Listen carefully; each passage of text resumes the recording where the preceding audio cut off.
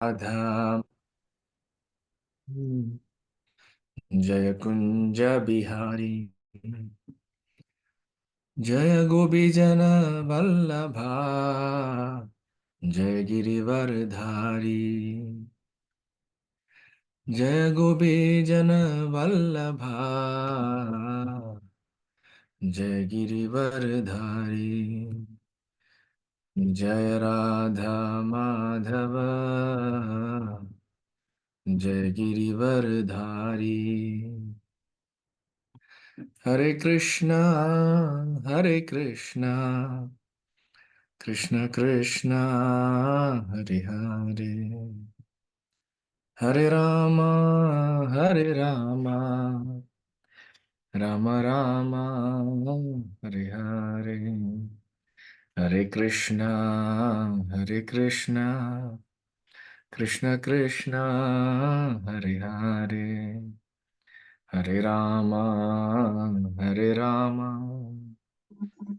राम हरे हरे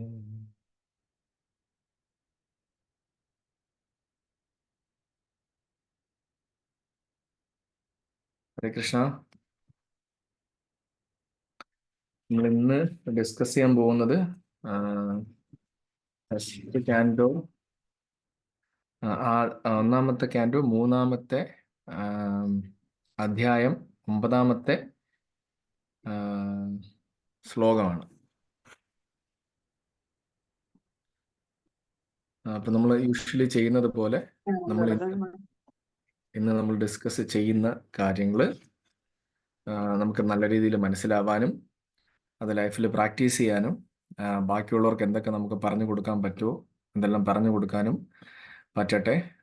അതിനു വേണ്ടിയിട്ട് ഭഗവാന്റെ അടുത്തും ഗുരുക്കന്മാരുടെ അടുത്തും നമ്മുടെ എല്ലാ ശിക്ഷാ ഗുരുക്കന്മാരുടെ അടുത്തും നമുക്ക് പ്രാർത്ഥിക്കാം. അതുപോലെ തന്നെ ഇന്ന് നമ്മൾ ഭഗവാനെ പറ്റി സ്മരിക്കുന്നതും ബാക്കിയുള്ള എല്ലാ കാര്യവും നമുക്ക് വൃന്ദാവനേശ്വരി മാതാജിക്ക് വേണ്ടി ഡെഡിക്കേറ്റ് ചെയ്യാം. മാതാജി എത്രയും പെട്ടെന്ന് ആരോഗ്യത്തോടെ തിരിച്ചു വരട്ടെ. നമ്മുടെ ഭാഗവതം സത്സംഗത്തിലോട്ട് മാതാജി എത്രയും പെട്ടെന്ന് തിരിച്ചു വരട്ടെ. മാതാജിക്ക് ഒരുപാട് പോയിന്റ്സുകൾ പറഞ്ഞു തരാനും നമുക്ക് മനസ്സിലാക്കി തരാനും എല്ലാം പറ്റട്ടെ. ഹരേ കൃഷ്ണ. ഓം നമോ ഭഗവതേ വാസുദേവായ. ഓം നമോ ഭഗവതേ വാസുദേവായ. ഓം നമോ ഭഗവതേ വാസുദേവായ.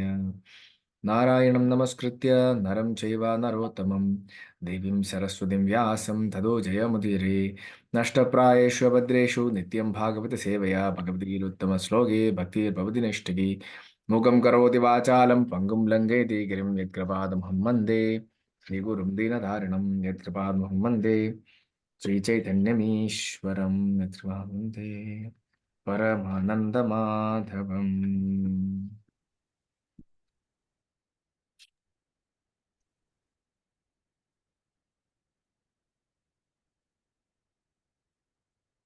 ഹരേ കൃഷ്ണ.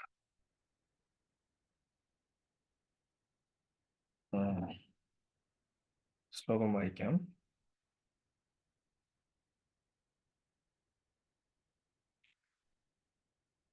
തുര്യേ ധർമ്മകല കലാ സർഗേ നരനാരായണ ഋഷി ഭൂത്വാത്മോപസമോപേതാം അകരോ ദുശ്ചരം തപാം. തുര്യേ ധർമ്മകലാ സർഗേ നരനാരായണ ഋഷി ഭൂത്വാത്മപോപസമോപേതാം അകരോ ദുശ്ചരം തപാ. തുര്യേ ആ ശ്രേണിയിൽ നാലാമതായി ധർമ്മകലാ ധർമ്മരാജാവിന്റെ പത്നി സർഗേ ജനിക്കയാൽ നരനാരായണ നരനെന്നും നാരായണനെന്നും പേരായ ഋഷിമാർ ഭൂത്വ സംഭവിക്കുന്ന ആത്മ ഉപശമ ഇന്ദ്രിയങ്ങളെ നിയന്ത്രിച്ചുകൊണ്ട് ഉപേതം നേട്ടത്തിനായി അകരോദ് പ്രതിജ്ഞ ചെയ്തു, ഏറ്റെടുത്തു, ദുശ്ചരം ഊർജസ്വലമായ തപഃ തപസ്യ വിവർത്തനം. ശ്രീല പ്രഭുപാദ് കി ജയ്. നാലാം അവതാരത്തിൽ ഭഗവാൻ ധർമ്മരാജാവിന്റെ ഇരട്ടപുത്രന്മാരായി നരനും നാരായണനുമായി അവതാരമെടുത്തു. അങ്ങനെ ഇന്ദ്രിയ നിയന്ത്രണത്തിനായി കഠിനവും അനുകരണാർഹവുമായ തപസ്സുകൾ അനുഷ്ഠിച്ചു. മാനവരുടെ ഏക ഭാവാത്മം എസി ഭക്തിവേദാന്ത ജയ. മാനവരുടെ ഏക കർത്തവ്യമായ അതീന്ദ്രിയ സാക്ഷാത്കാര തപസ്യയെ സ്വമേധയാ അംഗീകരിക്കണമെന്ന് ഋഷഭദേവൻ അദ്ദേഹത്തിന്റെ പുത്രന്മാരോട് ഉപദേശിച്ചു. നമ്മെ അഭ്യസിപ്പിക്കാൻ ഉതകുന്ന രീതിയിൽ മാതൃകാപരമായ രീതിയിലാണ് ഭഗവാൻ സ്വയം അപ്രകാരം പ്രവർത്തിച്ചു കാണിച്ചത്. ഭഗവാൻ വിസ്മൃതാത്മാക്കളോട് അതീവ കരുണയുള്ളവനാണ്. ആകയാൽ ഭഗവാൻ സ്വയം അവതരിക്കുകയും ഒഴിച്ചുകൂടാൻ പാടില്ലാത്ത നിർദ്ദേശങ്ങൾ നൽകിക്കൊണ്ട് ബദ്ധാത്മാക്കളെ ഭഗവത് ധാമത്തിലേക്ക് മടക്കി വിളിക്കാനായി അദ്ദേഹത്തിന്റെ സൽപുത്രരെ പ്രതിനിധികളായി അയക്കുകയും ചെയ്തു. ഈ അയോയുഗത്തിലെ പതീതാത്മാക്കളോടുള്ള സവിശേഷ കാരുണ്യം പ്രകടമാക്കാനായി സമീപകാലത്തിൽ ശ്രീ ചൈതന്യ മഹാപ്രഭു അവതരിച്ചു. ഹിമാലയ പർവ്വത നിരകളിലെ ബദരീനാരായണനെ ഇപ്പോഴും ജനങ്ങൾ ആരാധിക്കുന്നു. ശ്രീല പ്രഭുപാദ് കി ജയ്. ഓം അജ്ഞാനതിമിരാന്ധസ്യ ജ്ഞാനാഞ്ജനശലാകയാ ചക്ഷുരുന്മീലിതം യേന തസ്മൈ ശ്രീ ഗുരവേ നമഃ. ശ്രീചൈതന്യമനോഭീഷ്ടം സ്ഥാപിതം യേന ഭൂതലേ സ്വയം രൂപ ഗദാമഹ്യം ദദാതി സുവദാന്തിം. വന്ദേഹം ശ്രീഗുരോ ശ്രീയുതാപതകമലം ശ്രീഗുരുൻ വൈഷ്ണവാംശ ത്രൈരൂപം സാഗരജാതം സഗണരഘുനാനാദിതം തം സജീവം സാദ്വൈതം സാവധൂതം പരിജനസഹിതം കൃഷ്ണചൈതന്യദേവം ശ്രീരാധാകൃഷ്ണപാദാൻ സഗണ ലളിതാ ശ്രീ വിശാഖാമൃതാംശ്ച. ഹേ കൃഷ്ണ കരുണാ സിന്ധോ ദീനബന്ധോ ജഗത്പദേ ഗോപീശ ഗോപികാ കാന്ത രാധാകാന്ത നമസ്തുതേ. തപ്തകാഞ്ചന ഗൗരാംഗേ രാധേ വൃന്ദാവനേശ്വരി വൃഷഭാനുസുതേ ദേവി പ്രണമാമി ഹരിപ്രിയേ.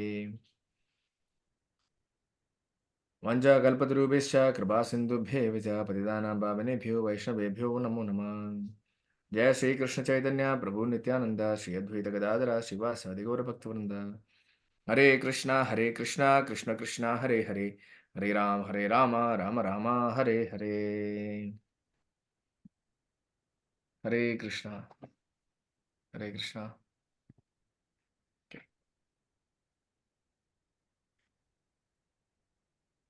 നമുക്കിന്ന് പ്രഭുപാദിന്റെ ട്രാൻസ്ലേഷനിലും പർപ്പറ്റിലും എടുത്തു പറഞ്ഞിരിക്കുന്ന പോയിന്റുകൾ ആദ്യം നോക്കാം.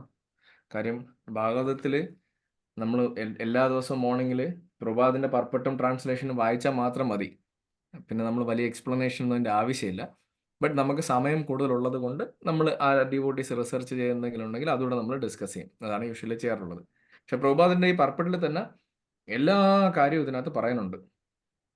ഇതിൽ നാലാമത്തെ ട്രാൻസ്ലേഷൻ പറയുന്നത് നാലാമത്തെ അവതാരമായിട്ടാണ് ഭഗവാൻ വരുന്നത്. ഭഗവാൻ എങ്ങനെയാണ് വരുന്നത്?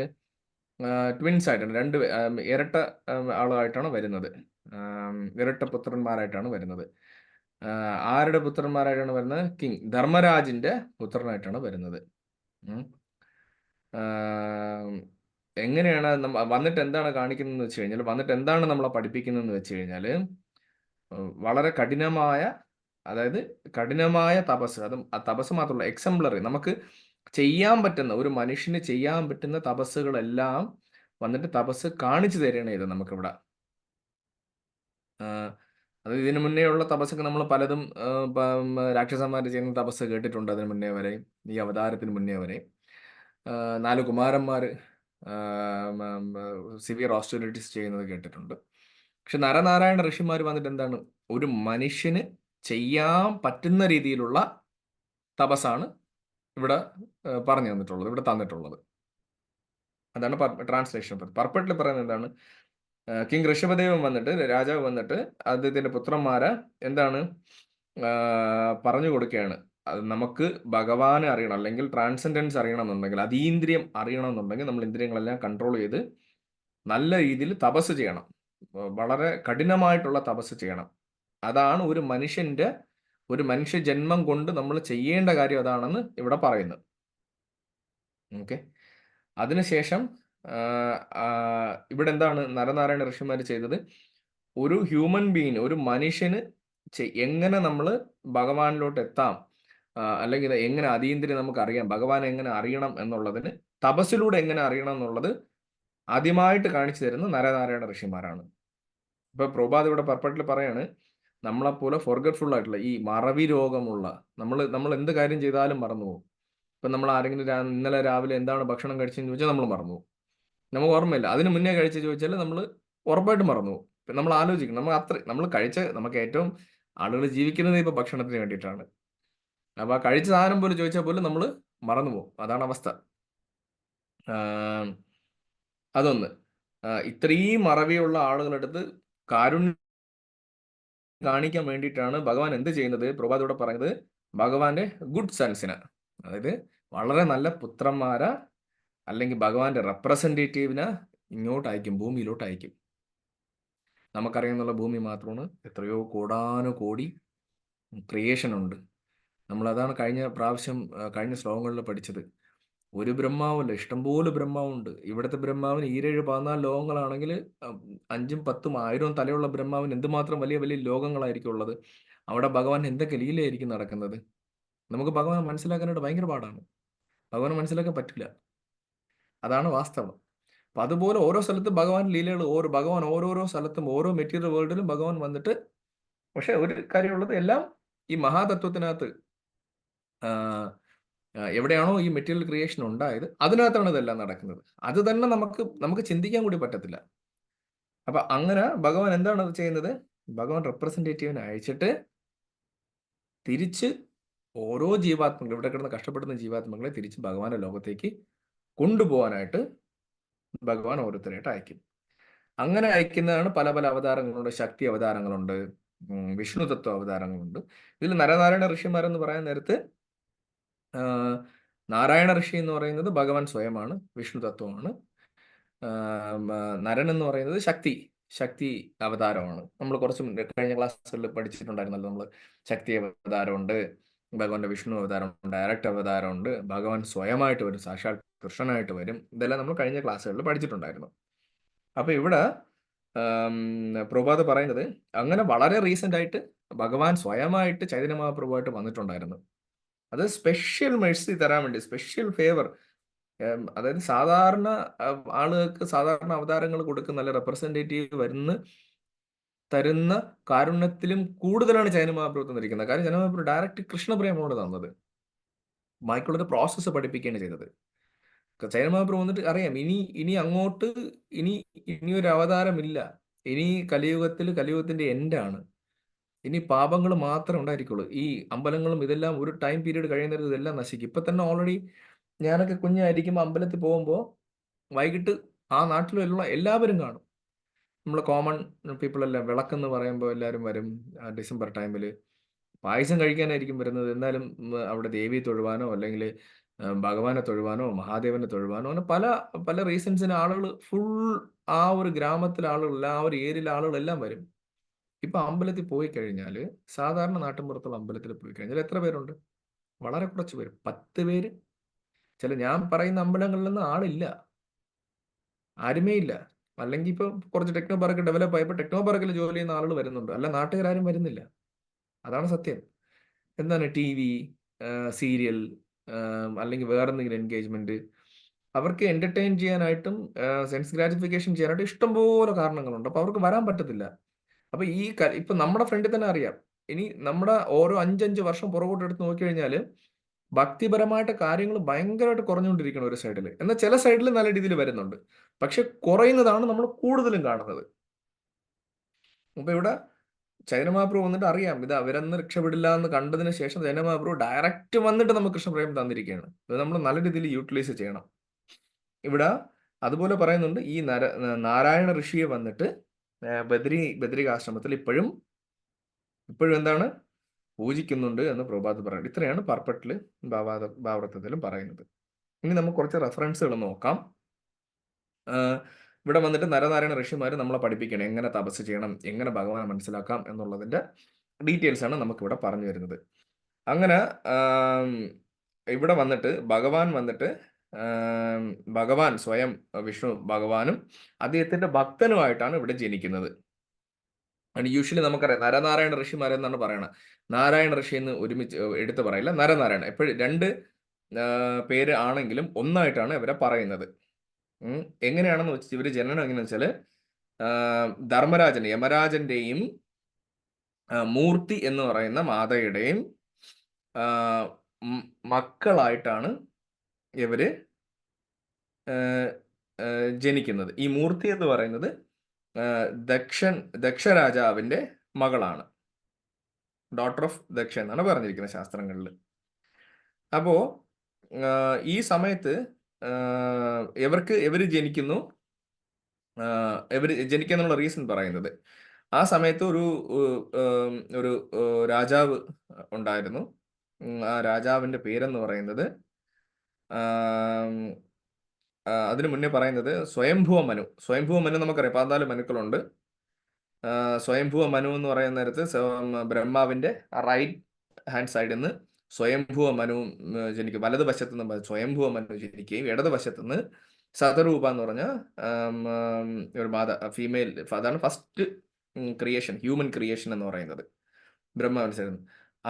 അവിടെ നിന്നാണ് കംപ്ലീറ്റ് ഈ മനുഷ്യ ജന്മവും ഇതിലോട്ട് വരുന്നത്. അപ്പൊ ആ സമയത്ത് ഒരു ഭയങ്കര പവർഫുൾ ആയിട്ടൊരു രാജാവ് ഉണ്ടായിരുന്നു ഇവരുടെ ഈ ജനനമെല്ലാം കഴിഞ്ഞതിന് ശേഷം. അപ്പം അവിടെ വന്നിട്ട് അദ്ദേഹത്തിന്റെ പേരെന്ന് പറഞ്ഞത് ദമ്പുദ്ഭവ എന്നാണ്. അത് എങ്ങനെ ജനിക്കുന്ന വെച്ച് കഴിഞ്ഞാൽ പ്രൈഡ്, അഹങ്കാരത്തിൽ നിന്നാണ് അത് ജനിച്ചിരിക്കുന്നത്. അഹങ്കാരത്തിൽ നിന്ന് ജനിച്ചതുകൊണ്ട് അദ്ദേഹത്തിന്റെ ഗുണം എപ്പോഴും എന്തായിരിക്കും? ഒരു രാക്ഷസന്റെ ഗുണമാണ്. അതേ ഒരു രാക്ഷസനായി മാറുകയാണ് ചെയ്തത്, അതായത് ഡീമണായി മാറുകയാണ് ചെയ്തത്. അപ്പോ ഇത് ഈ രാക്ഷസൻ എന്ത് ചെയ്യും? ആ സമയത്ത് ജനിച്ച ഉടനെ ആർക്കും പവർ ഒന്നും കിട്ടാറില്ലല്ലോ. രാക്ഷസന് മനസ്സിലായി, ഓക്കെ, തപസ് ചെയ്താലാണ് എന്ത് കിട്ടുന്നത്? പവർ കിട്ടുന്നത്, ശക്തി കിട്ടുന്നത്. അങ്ങനെ അദ്ദേഹം എന്ത് ചെയ്യും? വളരെ ബ്രഹ്മദേവനെ പ്രാർത്ഥിച്ചിട്ട് കുറച്ച് ശക്തി നേടണം, എനിക്ക് പവർ വേണമെന്ന് പറഞ്ഞിട്ട് ഉദ്ദേശ ലക്ഷ്യം വേറെയാണ്. അങ്ങനെ ബ്രഹ്മദേവനെ ഭയങ്കരമായിട്ട് കഠിനമായിട്ട് തപസ് ചെയ്യും. പക്ഷെ അതിൽ സക്സസ് ആവൂല. ബ്രഹ്മദേവനും കാര്യം അറിയാം. പക്ഷെ ബ്രഹ്മദേവന് പ്രത്യക്ഷപ്പെടുന്ന രീതിയിലുള്ള തപസ് ഇദ്ദേഹത്തിന് ചെയ്യാനായിട്ട് പറ്റിയില്ല. അദ്ദേഹം എന്ത് ചെയ്യും? നേരെ സൂര്യനെ പ്രാർത്ഥിച്ച് തപസ് ചെയ്യും. എവിടെയാണ് പോയി തപസ് വെച്ചാൽ മന്ത്ര മൗണ്ടൻസ്, മന്ത്രമലകൾ എന്ന് പറഞ്ഞ മലകളിൽ പോയിട്ടാണ് തപസ് ചെയ്യുന്നത്. ഭയങ്കരമായിട്ട് തപസ് ചെയ്യും. തപസ് ചെയ്ത് ഇത് കണ്ട് സൂര്യദേവൻ ഭയങ്കരമായിട്ട് പ്രീതിപ്പെടും. കാര്യം ഇത്രയും ഓസ്റ്ററിറ്റി, ഇത്രയും കഠിനമായിട്ട് എനിക്ക് വേണ്ടി ഒരു ഭക്തൻ തപസ് ചെയ്യുന്നത് സ്വാഭാവികമായിട്ടും സൂര്യൻ വന്നിട്ട് പറയും എന്താണ് വേണ്ടതെന്ന്. ഭയങ്കരമായിട്ട് ഇഷ്ടപ്പെട്ടിട്ട് ചോദിക്കും, എന്ത് വേണമെന്ന് ചോദിക്കും. എന്താണ് ആവശ്യപ്പെട്ട് ചോദിച്ചോളൂ, എൻ്റെ കയ്യിൽ ഒതുങ്ങുന്നതെല്ലാം ഞാൻ തരാമെന്ന് പറയും. അപ്പൊ അദ്ദേഹം പറയും, എനിക്ക് മരണം പാടില്ല, ഞാൻ മരിക്കാൻ പാടില്ല.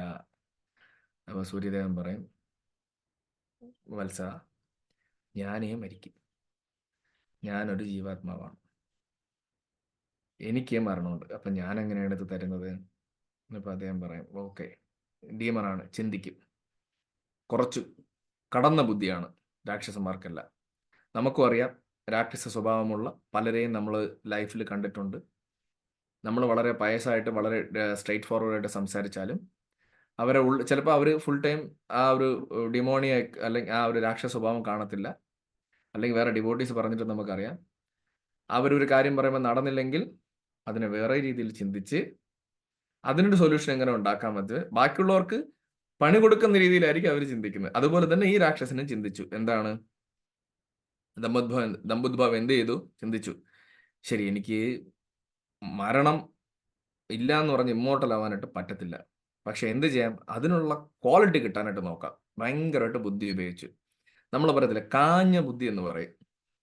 അതുപോലെ അദ്ദേഹം ബുദ്ധി ഉപയോഗിച്ചിട്ട് എന്ത് പറഞ്ഞു? ഓക്കെ, ആ വരം തരാൻ പറ്റുന്നതിന് കുഴപ്പമില്ല, പക്ഷെ എനിക്ക് എന്ത് വേണം?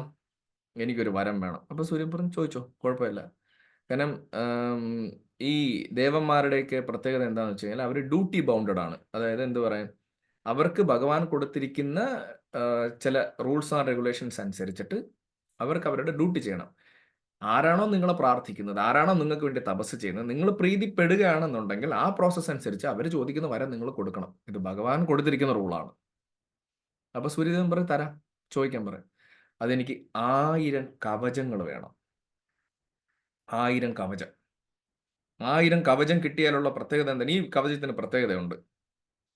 ആരെങ്കിലും അതൊന്ന് ഒരു കവചം, ഈ കവചം ആർക്കെങ്കിലും ഇത് പൊട്ടിക്കണമെങ്കിൽ 1000 വർഷം എൻ്റെ കൂടെ യുദ്ധം ചെയ്യണം. 1000 വർഷം യുദ്ധം ചെയ്താൽ മാത്രമേ ഈ കവചം പൊട്ടാവുള്ളൂ. അത് മാത്രമല്ല, എൻ്റെ കൂടെ യുദ്ധം ചെയ്യാൻ ആരെങ്കിലും 1000 വർഷം യുദ്ധം ചെയ്യണമെങ്കിൽ അയാൾ 1000 വർഷം തപസ് ചെയ്തതിന് ശേഷം മാത്രമേ എൻ്റെ കൂടെ യുദ്ധം ചെയ്യാൻ വരാൻ പാടുള്ളൂ. എന്നാലേ എൻ്റെ കൂടെ യുദ്ധം ചെയ്യാനായിട്ട് അയാൾക്ക് പാടുള്ളൂ. 1000 വർഷം തപസ് ചെയ്ത് ആർക്കെങ്കിലും ഇത് പൊട്ടിക്കണമെങ്കിൽ അയാൾ 1000 വർഷം തപസ് ചെയ്തിരിക്കണം. അപ്പം ഇതാണ് കണ്ടീഷൻ. അത് മാത്രമല്ല, ഇൻ കേസ് ഒരാൾ 1000 വർഷം തപസ് ചെയ്ത്, ഒരാൾ 1000 വർഷം എൻ്റെ കൂടെ യുദ്ധം ചെയ്ത്, ഇതിൽ ഒരു കവചം പൊട്ടുകയാണെന്നുണ്ടെങ്കിൽ, ഒരു കവചം പൊട്ടാനാണ് ഈ 1000 വർഷം തപസ്സും 1000 വർഷം യുദ്ധവും ചെയ്യേണ്ടത്. അങ്ങനെ ഈ കവചം പൊട്ടുകയാണെന്നുണ്ടെങ്കിൽ ആ പൊട്ടിക്കുന്ന ആൾ സ്പോട്ടിൽ മരിക്കണം, ശരീരം ഉപേക്ഷിക്കണം, മരിച്ചു പോകണം. അപ്പോൾ സൂര്യദേവൻ ഡ്യൂട്ടി ബൗണ്ടഡ് ആണ്. സൂര്യദേവൻ പറയും ഓക്കെ ഫൈൻ, തഥാസ്തു. ദമ്പുദ്ബോയ്ക്ക് ഭയങ്കര സന്തോഷമായി. സ്വാഭാവികമായിട്ടും സ്വഭാവം കൊള്ളത്തില്ല, ബാക്കിയുള്ളവർ ഉപദ്രവിക്കണം എന്നുള്ളവരുടെ കയ്യിൽ കാശും പവറും കിട്ടിയാൽ എന്തായിരിക്കും അവസ്ഥ? നമ്മുടെ ഈ ലോകത്തിന് നമുക്ക് കാണാം, സൗത്ത് ആഫ്രിക്കയിലും അല്ലെങ്കിൽ ബാക്കിയുള്ള കൺട്രിയിലും നമ്മുടെ രാജ്യത്ത് പോലും നല്ല കാശുള്ള, നല്ല സ്വഭാവദോഷിയുള്ള, നല്ല പവറുള്ള ആളുകളുടെയൊക്കെ സ്ഥലത്ത് എന്തൊക്കെയാണ് സംഭവിക്കുന്നത്? ഇന്ത്യയിൽ തന്നെ പല സ്ഥലങ്ങളിലും നമ്മൾ പല കഥകളും കേട്ടിട്ടുണ്ട്. നാട്ടുകാരെ ഉപദ്രവിക്കുക, സാധനങ്ങൾ പിടിച്ചു പറിക്കുക, അവരെ തോന്നിയ ഇഷ്ടത്തിന് ചെയ്യും. കാരണം അവർക്ക് ഭഗവാനെ പേടിയില്ല, അവർക്ക് കർമ്മബലത്തിനെ പറ്റി അവർ ചിന്തിക്കേണ്ട ആവശ്യമില്ല. അവരെ ഇഷ്ടത്തിൽ തോന്നും പോലെ ജീവിക്കും. ഇതിന്റെ മരണം എന്തായിരിക്കും? വളരെ കഷ്ടപ്പെട്ടിട്ടുള്ള മരണമായിരിക്കും നടക്കുന്നത്. സെയിം തന്നെയാണ് ഇവിടെ സംഭവിച്ചത്. എങ്ങനെയാണെന്ന് വെച്ച് കഴിഞ്ഞാൽ, ഇയാൾക്ക് ഈ ദമ്പുദ്ഭവ എന്നുള്ള ഡീമന് പവർ കിട്ടിയപ്പോൾ എന്ത് പറ്റി? അത് ഓരോ നാട്ടുകാരെയായിട്ട് ഓരോ സ്ഥലത്തും പോയിട്ട്, ഓരോ ലോകത്തിലും പോയിട്ട് ആളുകൾ ഉപദ്രവിക്കാൻ തുടങ്ങി. ചെല്ലുക, യുദ്ധം ചെയ്യുക, അവരെ ഡിസ്റ്റർബ് ചെയ്യുക, ഡിവോട്ടീസിനെ ഡിസ്റ്റർബ് ചെയ്യുക, ഫുൾ ടൈം ശല്യപ്പെടുത്തുക. ഒരു മനുഷ്യന് സമാധാനം കൊടുക്കത്തില്ല. അങ്ങനെ ഇത് കണ്ടപ്പോ ആദ്യത്തെ സ്വയംഭുവ ധർമ്മരാജന്റെ പത്നിയായ മൂർത്തി ഭയങ്കര വിഷമമായി. അങ്ങനെ ഭഗവാനെ പ്രാർത്ഥിച്ചു. ഭഗവാനെ വിഷ്ണുവിനെ പ്രാർത്ഥിച്ചിട്ട് ഒരുപാട് ഭഗവാൻ വേണ്ടി തപസ് ചെയ്ത് പ്രാർത്ഥിക്കാൻ നേരത്ത് ഭഗവാൻ പ്രത്യക്ഷപ്പെടും. ഭഗവാൻ സന്തോഷത്തിൽ പറയും എന്താണ് വേണ്ടതെന്ന് ചോദിക്കും. അപ്പം മൂർത്തി മാത പറയും, അതായത് ഒരുപാട് ഭക്തന്മാരുണ്ട്, ഒരുപാട് പേര് ഭഗവാന്റെ സേവ ചെയ്യാനുണ്ട്.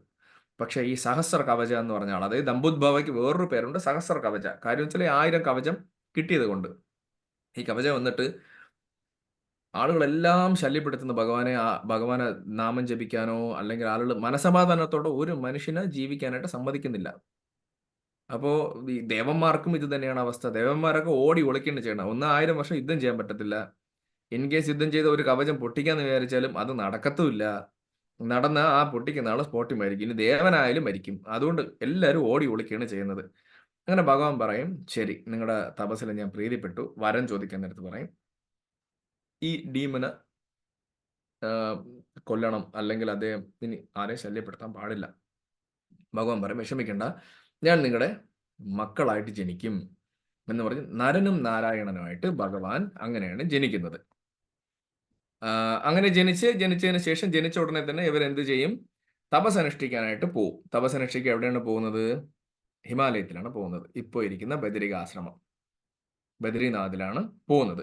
അങ്ങനെ തപസ് അനുഷ്ഠിച്ചുകൊണ്ടിരിക്കാൻ നേരത്ത് നമ്മുടെ ആരാണ് ഈ ദമ്പുദ്ഭവ അതുവഴി പാസ് ചെയ്ത് പോകും. അതുവഴി പാസ് ചെയ്ത് പോകുമ്പം നാരായണ ഋഷി വന്നിട്ട് തപസ് ചെയ്യാണ്. നരൻ വന്നിട്ട് പുറത്ത് നിൽക്കുകയാണ്. അപ്പൊ നരനെ കാണുന്നതും നമ്മളെല്ലാവരും കണ്ടിട്ടുണ്ട്, ചതുർഭുജ രൂപത്തിലാണ് ഇരിക്കുന്നത്. നരനെ കാണുന്നതും ദമ്പുദ്ഭവം വന്നിട്ട് പറയും, ദമ്പുദ്ഭവം അവിടെ പോകുന്ന പോക്കിൽ തന്നെ എല്ലാം അടിച്ച് പൊട്ടിച്ചിട്ടൊക്കെയാണ് പോകുന്നത്. അപ്പം നാരായണ ഋഷി എന്ത് പറയും? സോറി, നരഋഷി എന്ത് പറയും? ദമ്പുദ്ഭവ, നീ ചെയ്യുന്നതെല്ലാം തെറ്റാണ്. ഈ നാരായണ ഋഷിയെ കാണുമ്പോഴേ ഈ ദമ്പുദ്ഭവ അവിടെ നിൽക്കും, ഈ സഹസ്ര കവചം അവിടെ നിൽക്കും. മൊത്തത്തിലൊരു വശപ്പശക് നോട്ടവും. സാധാരണ ആളുകൾ ദമ്പുദ്ഭവ കാണുമ്പോൾ ഓടി ഒളിക്കും, മരത്തിന്റെ മുകളിൽ പോകും, ഒളിച്ച് എവിടെ ഓടി രക്ഷപ്പെടാനേ നോക്കുള്ളൂ. ഇദ്ദേഹം കൂളായിട്ട് നിൽക്കുന്നു, ഒരു പ്രശ്നവുമില്ല. അപ്പൊ അദ്ദേഹം എന്നിട്ട് പറയും, നിങ്ങൾ കാണിക്കുന്നതൊക്കെ തെറ്റാണ്, ഇങ്ങനെയൊന്നും ചെയ്യാൻ പാടില്ല, ഇതൊരു ശരിയായ നടപടിയല്ല എന്ന് പറയും. അപ്പൊ ദമ്പുദ്ഭവ പറയും, ഒന്ന്, എൻ്റെ അടുത്ത് ആരും ഇങ്ങനെ സംസാരിച്ചിട്ടില്ല, നിങ്ങൾ ആദ്യം അത് മനസ്സിലാക്കണം. അപ്പം നരഋഷി എന്ത് പറയും?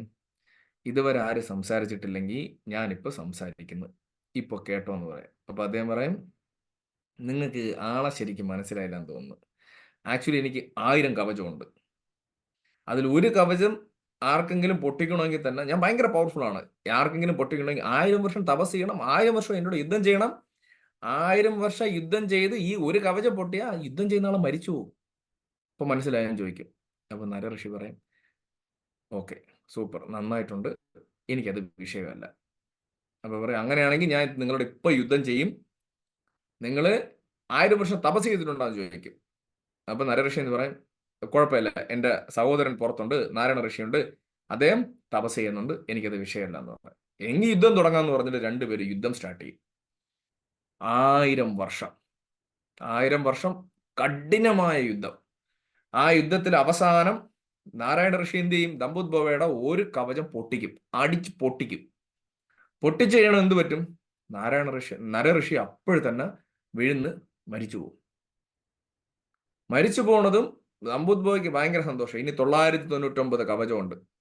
ഇത്രയും പവർഫുൾ ആയിട്ടുള്ള ഒരാൾ ആദ്യമായിട്ടാണ് ഞാൻ കാണുന്നത്. പക്ഷെ ആളെ ഞാൻ കൊന്നു, കാരണം ആള് മരിച്ചു. ഞാൻ മരിക്കേണ്ടതാണ്, പക്ഷെ ഒരു കവചം പോയപ്പോൾ എന്ത് പറ്റി? അയാൾ മരിച്ചു. നോക്കണതും അകത്തുനിന്ന് ഒരാൾ വരുന്നു, ഒരു നീല കളറിൽ. ആള് വന്നിട്ട് ഈ മരിച്ചു കിടക്കുന്ന ആളുടെ അടുത്ത് എന്തോ മന്ത്രം പറയുന്നു, എന്തോ ചെവിയിൽ എന്തോ ഓതുന്നു. ഉടനെ ഈ മരിച്ചുപോയ ആളെ എഴുതി നിൽക്കുന്നു, ജീവൻ വരുന്നു. ഇദ്ദേഹം കൺഫ്യൂസ്ഡ് ആവും. ഈ ദമ്പുദ്ഭവം മൊത്തത്തെ കൺഫ്യൂസ്ഡ് ആവും, എന്താണ് സംഭവിക്കുന്നത്? അപ്പൊ ഇവര് തമ്മിൽ കോൺവെർസേഷൻ നടക്കണം, നരഋഷിയും നാരായണ ഋഷിയും. നാരായണ ഋഷി പറഞ്ഞ്, ഓക്കെ ഫൈൻ, നീ യുദ്ധം ചെയ്തു, ഇനി നീ പോയിട്ട് 1000 വർഷം തപസ് ചെയ്തോ. ദമ്പുദ്ഭവയുടെ കാര്യം ഞാൻ ഏറ്റു. ദമ്പുദ്ഭവ ഈ 1000 വർഷം യുദ്ധം ചെയ്ത് ക്ഷീണിച്ചിരിക്കുകയാണ്. കവചവും സംഭവങ്ങളുണ്ട്.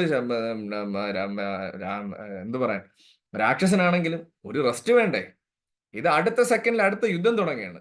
അങ്ങനെ നാരായണ ഋഷിയും 1000 വർഷം യുദ്ധം ചെയ്ത് ദമ്പുദ്ഭവയുടെ അടുത്തത് പൊട്ടി, അടുത്ത കവചവും പൊട്ടി. ദമ്പുദ്ഭവ തളർന്നിരിക്കുകയാണ്.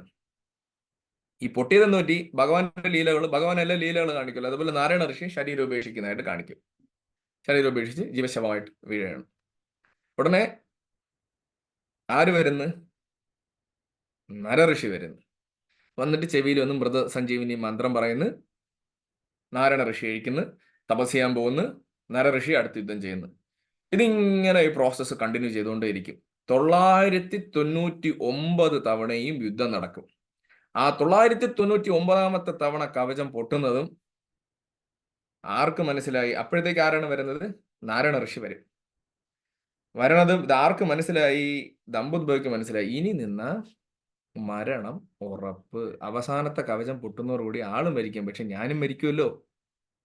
കവചം പൊട്ടിയ പിന്നെ എവിടെ രക്ഷപ്പെടാൻ പറ്റും? ആള് മരിച്ചു വരും. അങ്ങനെ എന്ത് ചെയ്യും? ഈ ദമ്പുദ്ഭവ ഈ സഹസ്ര കവചം വന്നിട്ട് ഓടും. എങ്ങോട്ട് ഓടും? ഓടി ഓടി ഓടി പോകാനൊരു സ്ഥലമേ ഉള്ളൂ. എവിടെ? സൂര്യദേവന്റെ അടുത്ത് പോകാൻ പറ്റൂ? നേരെ സൂര്യദേവന്റെ അടുത്ത് പോയിട്ട് എന്നെ രക്ഷിക്കണമെന്ന് പറഞ്ഞ് കാലിൽ വീഴുന്ന് സൂര്യദേവന്റെ പുറകിൽ ഒളിക്കും. നാരായണ ഋഷി നേരെ ഭഗവാൻ ഇത് നേരെ ആളെ തിരക്കി പോവുകയാണ്. സൂര്യദേവന്റെ അടുത്ത് സൂര്യദേവൻ പറഞ്ഞ്, ക്ഷമിക്കണം ഋഷി, ഇതെന്റെ ഭക്തനാണ്, എൻ്റെ ഭക്തനെ എനിക്ക് രക്ഷിച്ചേ പറ്റുള്ളൂ എന്ന് പറയും. അപ്പോ ഭഗവാൻ പറയും, നിങ്ങൾ ഡ്യൂട്ടി ബൗണ്ടറാണ്, നിങ്ങൾ ഭക്തനെ രക്ഷിക്കണം, ഇതെല്ലാം നിങ്ങളുടെ ഡ്യൂട്ടിയാണ്. പക്ഷേ ഈ ഇരിക്കുന്ന ആളെന്ന് പറയുന്നത് ആരാണ്? പാപിയാണ്. ഒരുപാട് പേരെ ശല്യപ്പെടുത്തി, ഒരുപാട് പേരെ കൊന്നിട്ടുള്ള ആളാണ്. ഇതെങ്ങനെ നിങ്ങൾക്ക് അക്സെപ്റ്റ് ചെയ്യാൻ പറ്റുമെന്ന് ചോദിച്ചു. നിങ്ങളുടെ ഭക്തനാണെങ്കിൽ കൂടി അയാളെ ശരിയാക്കണ്ടേ? പറഞ്ഞു വിലക്കണ്ടേ? പറഞ്ഞ് ശരിയാക്കാതെ എന്തുകൊണ്ട് അയാളെ പ്രൊട്ടക്ട് ചെയ്യാൻ നോക്കിയെന്ന് ചോദിക്കും. എന്നിട്ട് ഈ നാരായണ ഋഷി വന്നിട്ട് ശപിക്കും.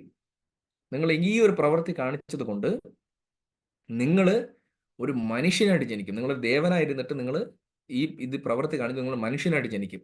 നിങ്ങൾ മാത്രമല്ല, നിങ്ങളും നിങ്ങളുടെ ഈ ഭക്തനും കൂടെ ഒരുമിച്ച് ജനിക്കുമെന്ന് പറയും. അപ്പോൾ ആ ശാപം കിട്ടി.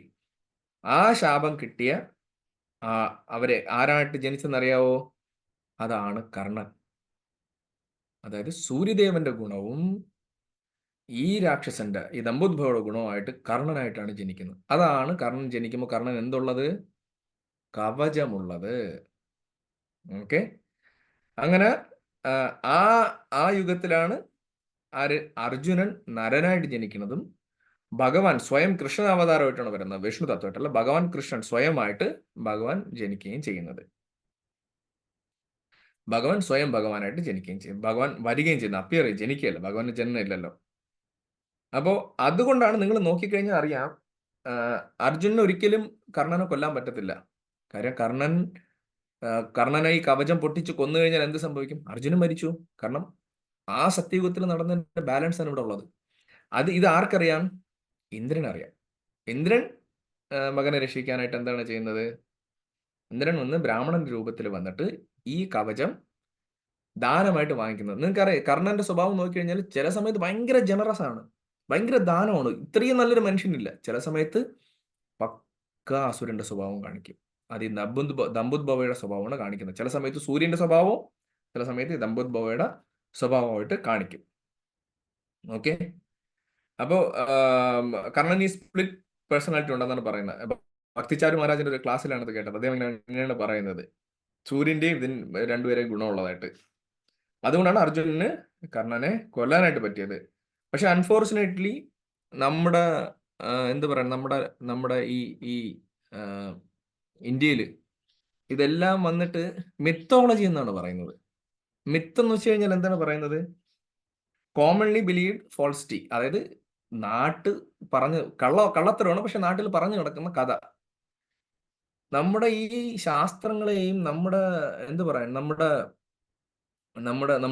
വിശ്വസിച്ചു പോരുന്നല്ല, സത്യമായിട്ടുള്ള ഭഗവത്ഗീത, ഭാഗവതം, നമ്മുടെ വേദങ്ങള്, വേദശാസ്ത്രം, ഇതെല്ലാം നമ്മൾ എന്താണ് ആളുകൾ പറയുന്നത്? മിത്തോളജി എന്നാണ് പറയുന്നത്. പണ്ട് നടന്നതുപോലെയുള്ള മിത്തോളജി എന്നാണ് പറയുന്നത്. പ്രഭുപാദ് ഇസ്കോൺ സ്ഥാപിച്ച് ലോകം മുഴുവൻ പോയതിനു ശേഷമാണ് നമ്മൾ വേറെ ഏത് ഓർഗനൈസേഷനിൽ ചെന്നാൽ അവർ മിത്തെന്നേ പറയുള്ളൂ മിക്കവാറും. അല്ലെങ്കിൽ അവരുടേതായ ബിലീവിൽ ഇങ്ങനെ അവർ പറയും. പക്ഷെ പ്രഭുപാദിന്റെ ഈ ഇൻസ്റ്റിറ്റ്യൂട്ടിൽ വന്നതിന് ശേഷം ചൈതന്യമഹാപ്രഭുവിന്റെ കാരുണ്യം, ഗുരുക്കന്മാരുടെ, വൈഷ്ണവരുടെ കാരുണ്യം കൊണ്ടാണ് നമ്മൾ എന്ത് മനസ്സിലാക്കുന്നത്? ഇത്രയും നടന്ന സംഭവങ്ങൾ, റിയലായിട്ടുള്ള സംഭവങ്ങൾ നമുക്ക് മനസ്സിലാക്കാൻ പറ്റുന്നത്. പ്രഭുപാദിന്റെ ഓർഗനൈസേഷനിൽ മാത്രമാണ് പറയുന്നത് ഇതെല്ലാം നടന്നതാണ്, ഇതെല്ലാം നമ്മുടെ തലമുറയിൽ മുന്നേ നടന്ന സംഭവങ്ങളാണ് നമ്മളെ പഠിപ്പിക്കുന്നത്. അല്ലാതെ വേറെ ഒരു സ്ഥലത്തും പഠിപ്പിക്കുന്നില്ല. പ്രഭുപാദിനൊക്കെ നമ്മളൊക്കെ പ്രഭുപാദൊക്കെ നമ്മൾ ചൂസ് ചെയ്തെടുക്കുകയാണ് ചെയ്ത. എത്ര കാരുണ്യം പറഞ്ഞാലും എത്ര നന്ദി പറഞ്ഞാലും നമ്മളെ ഓരോ ഭക്തന്മാരും നമ്മുടെ സേവയ്ക്ക് കൊണ്ടുവന്ന ഓരോ ഭക്തന്മാരും നമ്മളെ ഈ ഇസ്കോണിലോട്ട് കണക്ട് ചെയ്ത, ഹരേ കൃഷ്ണ മൂവ്മെന്റിലോട്ട് നമ്മളെ കണക്ട് ചെയ്ത, ഈ സങ്കീർത്തന മൂവ്മെന്റിലോട്ട് കണക്ട് ചെയ്ത ഓരോ ഭക്തന്മാർക്ക് നമ്മൾ അത്രയ്ക്ക് നന്ദി പറയണം. കാര്യം എന്ന് വെച്ച് കഴിഞ്ഞാൽ അല്ലെങ്കിൽ നമ്മളും ഇതൊക്കെ മിത്താണ്, ഇതൊക്കെ നടക്കാത്ത കാര്യമാണ് നമ്മളിങ്ങനെ വിചാരിച്ചിരുന്നു പോകും. ഇതാണ് വാസ്തവം. അത് മാത്രമല്ല, ഇതിനിടയ്ക്ക് ഒരു സ്റ്റോറിയും കൂടെ നടക്കുന്നുണ്ട്. ഈ നരനാരായണ ഋഷിമാര് തപസ് ചെയ്യുമല്ലോ ബദരികാശ്രമത്തിൽ. തപസ് ചെയ്യുന്ന സമയത്ത് സ്വാഭാവികമായിട്ടും എല്ലാ സ്ഥലത്തും നമ്മൾ കഥകളിൽ കേട്ടിട്ടുള്ള ഇന്ദ്രൻ നോക്കാൻ നേരം തപസ് ചെയ്യുന്നു, എന്റെ സ്ഥാനം ഉടനെ പോകും എന്ന് പറഞ്ഞിട്ട് ഇന്ദ്രൻ എന്ത് ചെയ്യും? ഫുൾ ടീമുമായിട്ട് എവിടെ വരും? ഹിമാലയത്തിൽ വന്നിട്ട് നരനാരായണ ഋഷിമാരുടെ ഫ്രണ്ടിൽ എന്താണ്? അപ്സരസുകളെല്ലാം ഇറക്കി വിട്ട് ഗോ ആൻഡ് ഡാൻസ്. കുറെ ഗന്ധർവന്മാരെ വിളിച്ച് ഇത്രയും നിങ്ങൾ ഇതുവരെ പാടിയത് ഏറ്റവും മനോഹരമായ രീതിയിൽ പാടി ഇൻസ്ട്രുമെന്റ്സ് ഒക്കെ വായിക്കണം എന്ന് പറഞ്ഞ് ഗന്ധർവന്മാർ ഇൻസ്ട്രുമെന്റ്സ് ഒക്കെ വായിക്കും. അപ്സരസുകൾ ഡാൻസ്, ഭയങ്കര ബഹളവും ഡാൻസും, DJ പാർട്ടി, ഒരു ബഹളം തന്നെ അവിടെ. ആരെയാണ്? ഇവരെ തപസ് ഭംഗപ്പെടുത്തി മാറ്റണം. അപ്പോൾ നാരായണ ഋഷി കണ്ണു തുറക്കാൻ നേരത്ത് എന്താണ് സംഭവിക്കുന്നത്? ഭയങ്കര ഡാൻസ്, കുറേ അപ്സരസുമാർ. നാരായണ ഋഷി വന്നിട്ട് ചിരിക്കും. ചിരിച്ചിട്ട് അദ്ദേഹത്തിന്റെ ശരീരത്തിൽ നിന്ന് ഒരുപാട് അപ്സരസുകൾ ഇങ്ങനെ പുറത്തോട്ട് വരും. അതായത് ഇതുവരെ ദേവേന്ദ്രനും ബാക്കിയുള്ള ടീമുകളും കണ്ടിട്ടുള്ളതൊന്നും ഒന്നുമേ അല്ല. ഈ കാമദേവൻ ഉൾപ്പെടെ ഇവരാരും കണ്ടിട്ടുള്ളത് ഒന്നുമേ അല്ല. ഈ അപ്സരസുകളെ കണ്ട് മുകളിൽ ഐരാവതത്തിലിരുന്ന് ദേവേന്ദ്രൻ താഴെ വീഴും. ഇതാണ് അവസ്ഥ. അപ്പോ എല്ലാവരും ഞെട്ടിപ്പോവും. എന്നിട്ട് നാരായണ ഋഷി വന്നിട്ട് പറയും, അപ്പൊ പാട്ടിൽ നിന്ന്, ഡാൻസിൽ നിന്ന്, എല്ലാം നിന്ന് എല്ലാവരും തകർന്ന് ഈ സൗന്ദര്യം കണ്ടിട്ട് അപ്പൊ നാരായണ ഋഷി വന്നിട്ട് പറയും, കാരണം വിഷ്ണു തത്വമാണ്, ഭഗവാൻ സ്വയം ഭഗവാനാണ്. എന്നിട്ട് പറയും, ഇന്ദ്രനെ അടുത്ത് വിളിക്കും, ഇങ്ങനെ വരാൻ പറയും, ഇതിന് ഇഷ്ടമുള്ള അപ്സരസുകൾ എടുത്തോ, നിങ്ങൾ സ്വർഗത്തിൽ കൊണ്ടുപോയിക്കണം പറയും. വന്നത് എന്തിനാണ് അവര്? ഈ ഋഷിമാരെ ഡിസ്റ്റർബ് ചെയ്യാനാണ്. ഇന്ദ്രൻ നോക്കിയിട്ട് അതിൽ ഏറ്റവും വലിയ സൗന്ദര്യമുള്ള ആളായിരുന്നു ഉർവശി. ഇന്ദ്രൻ ഉർവശിയും കൊണ്ട് തിരിച്ചു പോകും. നമ്മളും ഇതുപോലെയാണ്. പല കാര്യങ്ങളും ഭഗവാന്റെ സേവയ്ക്ക് വേണ്ടി ചെയ്യാനായിട്ട് പോകും. ഭഗവാൻ ചെറുതായിട്ടൊന്ന് ടെസ്റ്റ് ചെയ്യും. അപ്പൊ നമ്മൾ എന്ത് പറ്റും? കംപ്ലീറ്റ് അങ്ങനെ വന്നിട്ട് മാറി ആ വിഷയത്തിൽ അങ്ങനെ അങ്ങ് പോകും. പക്ഷെ ഇവിടെ നരനാരായണ ഋഷി എന്താണ് നമ്മളെ പഠിപ്പിക്കുന്നത്? തപസ് ചെയ്യണം. തപസ് വെച്ചാൽ റിനൗൺസിയേഷൻ, പെനൻസ് ചെയ്യണം. എന്തൊക്കെയാണ് നമുക്ക് ചെയ്യാൻ പറ്റുന്ന പെനൻസ്? മംഗളാരതി. എനിക്കറിയാം നമ്മൾ പലരും മിസ്സാവാറുണ്ട്. It's not easy. എല്ലാവരും ഒരുമിച്ച് നമുക്ക് ട്രൈ ചെയ്യാം. ഒരു കൂട്ടായ്മയായിട്ട് നമുക്ക് ട്രൈ ചെയ്യാം. മംഗളാരതി മാസത്തിൽ ഒരു തവണ അല്ലെങ്കിൽ ആഴ്ചയിൽ ഒരു തവണ നമുക്ക് ഒരുമിച്ച് ടെമ്പിളിൽ കൂടാം. ഈ ഞായറാഴ്ച എല്ലാവർക്കും നമുക്ക് ടെമ്പിളിൽ മംഗളാരതിക്ക് കൂടാം. കൂടിയിട്ട് എന്താണ് പറയുന്നത്? ചില ഡിവോട്ടീസിന്റെ ക്ലാസ്സുകളിൽ പറയുന്നത്, ഞാൻ റെഫറൻസിൽ കേട്ട ക്ലാസ്സിൽ ഡിവോട്ടീസിൽ പറയുന്നത്, നമുക്ക് എങ്ങനെയൊക്കെ തപസ് ചെയ്യാം? മംഗളാരതി അറ്റൻഡ് ചെയ്യാം. എങ്ങനെ? തണുത്ത വെള്ളത്തിൽ കുളിച്ചിട്ട് വന്നിട്ട് മംഗളാരതി അറ്റൻഡ് ചെയ്യാം. അത് കഴിഞ്ഞിട്ട് ചുമ്മാ നമുക്ക് അവിടെ ഇരുന്നപ്പോൾ നമ്മൾ എന്തായാലും ജപിക്കാം. 16 മാല നമുക്ക് ജപിക്കാം. അത് ജസ്റ്റ് മംഗളാരതി കഴിഞ്ഞാൽ 16 മാല ജപിച്ചാൽ പോരാ, നമുക്ക് ഒരു സ്ഥലത്തിരുന്ന് ജപിക്കാനായിട്ട് നോക്കാം. നമുക്ക് 16 മാല ചുമ്മാ ജപിച്ചാൽ പോരാ, ക്വാളിറ്റി റൗണ്ട്സ് ജപിക്കാം. ഓരോരോ രീതിയിൽ തപസ് നമുക്ക് അതിനെ കൂട്ടി കൊണ്ടുവരാം. അത് കഴിഞ്ഞ് എന്താണ് പറയുന്നത്? ആ ക്വാളിറ്റി റൗണ്ട്സിൽ ഭഗവാനെ സ്മരിച്ച് എത്രത്തോളം ജപിക്കാൻ പറ്റും അത്രയും നമുക്ക് ജപിക്കാം. അത് കഴിഞ്ഞിട്ട് എന്താണ് പറയുന്നത്? നമുക്ക് വ്രതങ്ങൾ എടുക്കാം. ഏകാദശി വ്രതം എടുക്കാം. ഏകാദശി വ്രതം ഒരുപാട് ഭക്ഷണം കഴിച്ചെടുക്കാം, കുറച്ച് ഭക്ഷണം കഴിച്ചെടുക്കാം, ഭക്ഷണം കഴിക്കാതെ എടുക്കാം. പല രീതിയിൽ നമുക്ക് തപസ് ചെയ്യാം. ഓക്കെ, അപ്പോൾ ഇതൊക്കെയാണ് പല രീതിയിലുള്ള തപസ് നമുക്ക് ചെയ്യാൻ പറ്റുന്നത്. ഇപ്പൊ തന്നെ നമുക്കറിയാം, പതിതപാണ്ഡ്രു വന്നിട്ട് എല്ലാ ഏകാദശിയും നമുക്ക് മെസ്സേജ് അയക്കും. അത് മാത്രമല്ല, ഓരോ വൈഷ്ണവരുടെയും അപ്പിയറൻസും ഡിസപ്പിയറൻസും വരാൻ നേരം നമുക്ക് മെസ്സേജ് അയക്കും. അപ്പൊ ഇതൊക്കെ നമുക്കൊരു തപസ്സായിട്ട് എടുത്തിട്ട്, നരനാരായണ ഋഷിമാർ തന്ന തപസ്സായിട്ട് എടുത്തിട്ട് കറക്റ്റായിട്ട്, ഇപ്പൊ രാവിലെ മുതൽ വൈകിട്ട് ഉച്ചവരെ ആയിരിക്കും ഫാസ്റ്റിംഗ്. ആ ഫാസ്റ്റിംഗ് ടൈമിൽ ആ വൈഷ്ണവന്റെ ആരാണോ ആ ഗുരുവിന്റെ അല്ലെങ്കിൽ ആ വൈഷ്ണവരുടെ സ്മരിക്കുക, അവരുടെ എന്തെങ്കിലും റെഫറൻസ് വായിക്കാം, അവർ നമുക്ക് വേണ്ടി ഓരോ മനുഷ്യരാശിക്ക് വേണ്ടി ചെയ്ത കാര്യങ്ങൾ നമുക്ക് ഡിസ്കസ് ചെയ്യാം. ഇങ്ങനെയുള്ള കാര്യങ്ങൾ അതും ഒരു തപസ്സാണ്. ഇങ്ങനെ പല പല തപസ് നമുക്ക് പ്രാക്ടിക്കലി എങ്ങനെയാണോ നരനാരായണ ഋഷിമാരെ നമുക്ക് പ്രാക്ടിക്കലി തപസ് ചെയ്യാനായിട്ടുള്ള കാര്യങ്ങൾ പഠിപ്പിച്ചു തന്നത്, അങ്ങനെയുള്ള തപസ് നമുക്ക് എല്ലാവർക്കും ചെയ്യാം. ഹരേ കൃഷ്ണ. Thank you. ഹരേ കൃഷ്ണ.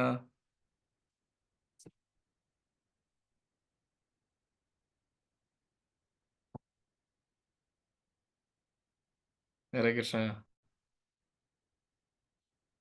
എന്തെങ്കിലും ക്വസ്റ്റ്യൻസോ ഡിസ്കഷനോ ഉണ്ടെങ്കിൽ നമുക്ക് നോക്കാം.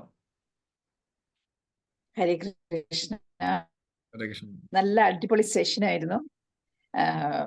കൊച്ചുകുട്ടികൾക്ക് കഥ പറഞ്ഞു കൊടുക്കുന്ന ഒരു സ്റ്റൈലാണ് എനിക്ക് തോന്നിയത്.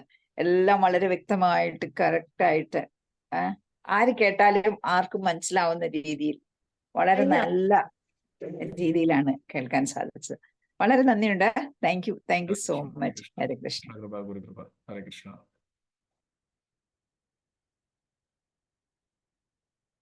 ഹരേ കൃഷ്ണ.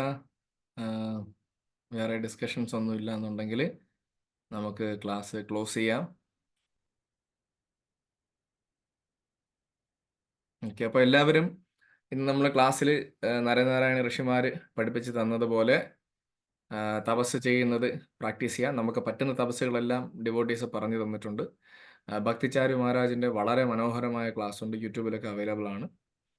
പറ്റുമെങ്കിൽ എല്ലാവരും കേൾക്കാൻ നോക്കുക. നരനാരായണ ഋഷിമാരെ പറ്റി ഒരുപാട് ഡിവോട്ടീസ് ഒരുപാട് ഡിസ്കഷൻ ചെയ്തിട്ടുണ്ട്, അത് യൂസ് ചെയ്യാനായിട്ട് നോക്കുക. ഹരേ കൃഷ്ണ. എന്തെങ്കിലും കമൻസോ എന്തെങ്കിലും ഉണ്ടെങ്കിൽ പറയാം, ഇല്ലെങ്കിൽ നമുക്ക് സെഷൻ ക്ലോസ് ചെയ്യാം. ഹരേ കൃഷ്ണ. ഹരേ കൃഷ്ണ. താങ്ക് യു ചക്രപ്രഭു, നല്ല ക്ലാസ്, നന്നായിരുന്നു.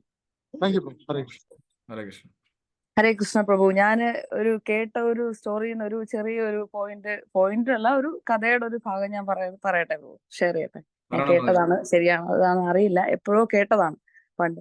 അതായത് പിന്നെ ദേവേന്ദ്രൻ നരനാരായണ ഋഷിയുടെ ആ തപസ് മുടക്കാൻ വേണ്ടി ദേവേന്ദ്രൻ ഒരുപാട് അപ്സരസുകൾ അയക്കുമല്ലോ, അതിസുന്ദരികളായ.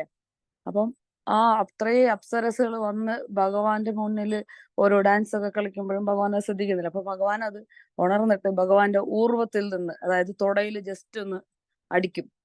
ഭഗവാന്റെ തുടയിൽ ഇങ്ങനെ അടിക്കുമ്പോ അവിടെ നിന്ന് അതിസുന്ദരിയായ ഈ എല്ലാ അപ്സരസുകളെയും വെല്ലുന്ന രീതിയിലുള്ള ഒരു അപ്സരസ് വരും. ഊർവത്തിൽ നിന്ന് ജനിക്കുന്നവളായതുകൊണ്ട് ഉർവശി എന്ന് നാമകരണം ചെയ്യും. അപ്പം ഇത് കണ്ട് ദേവേന്ദ്രൻ അടക്കം ആ അപ്സരസുകളും അന്തം വിട്ടു, ഭയങ്കരമായി അത്ഭുതപ്പെട്ടു. ഇത്രയും സൗന്ദര്യമോ? അപ്പൊ ഭഗവാനെ ആരോടാണ് മത്സരിച്ച് അല്ലെങ്കിൽ ആരെയാണ് ഡിഫീറ്റ് ചെയ്യാൻ നോക്കിയതെന്ന് ഉള്ളൊരു ഒരു നാണക്കേട് ഇന്ദ്രന് അപ്പോഴുണ്ടാവും. അപ്പോൾ ഇത് ഞാൻ കേട്ട ഒരു പോയിന്റ് ഞാനിപ്പോ ഷെയർ ചെയ്തതേ ഉള്ളൂ. Thank you so much Prabhu, wonderful class ആയിരുന്നു. ഹരേ കൃഷ്ണ. ഹരേ കൃഷ്ണ. Thank you Mataji. ഹരേ കൃഷ്ണ. ഹരേ കൃഷ്ണ ചക്രപ്രഭു. ഹരേ കൃഷ്ണ പ്രഭു. അടിപൊളി ക്ലാസ് ആയിരുന്നു, നല്ല കഥയായിരുന്നു, നല്ല രീതിയിൽ നരേഷൻ ആയിരുന്നു, നല്ല നരേഷൻ. ഹരേ കൃഷ്ണ. കൃഷ്ണ കൃപ, ഗുരുകൃപ. ഹരേ കൃഷ്ണ. ഓക്കെ മാതാജി, നമുക്ക് ക്ലോസ് ചെയ്യാം, ടൈമായി. ഓക്കെ പ്രഭു. ഹരേ കൃഷ്ണ. ഹരേ കൃഷ്ണ.